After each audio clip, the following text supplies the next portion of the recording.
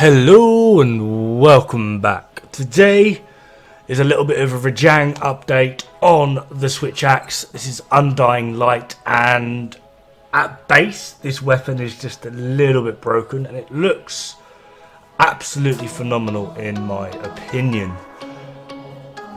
The reason this weapon is actually getting a little bit of a highlight is with a decent build, generally around the max area, this build will hit 881 EFR, which is pretty much the exact same as the maxed out Gold Rathian Switch Axe.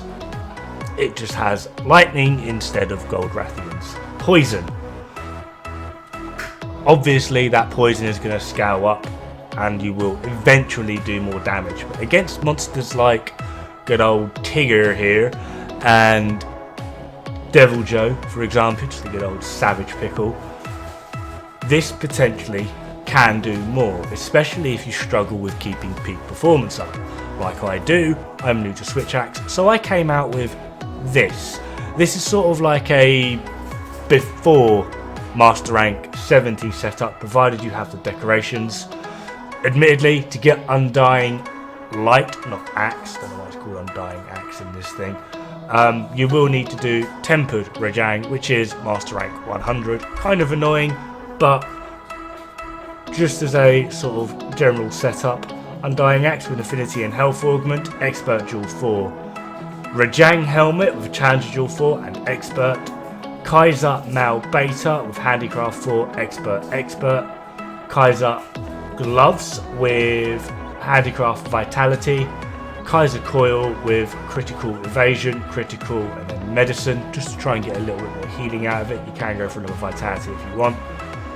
And then Garuga Greaves with Critical Evasion, Challenger, and an Attack Charm. And this puts us at 863 EFR with a okay-ish chunk of Thunder. We're not really too bothered about that though. We do have 100% Affinity and we are rocking 30 points of White Sharpness. However, this is not the highest you can go. You might remember me saying earlier you can hit 881. And the main reason I've done this is because peak performance is bothering me. A lot of the new monsters, a lot of people, well, some of them are new, some of them are old or rejoins is what you could call it. But for a lot of people in their current state, they're just brand new. So people are learning. And Switch Axe is possibly, I think it actually is, the highest DPS melee weapon in the game. It is utterly busted. Problem being its lack of maneuverability and defensive capability. So you will take a lot of damage while potentially learning this weapon. So I kind of feel peak performance is a bit pointless.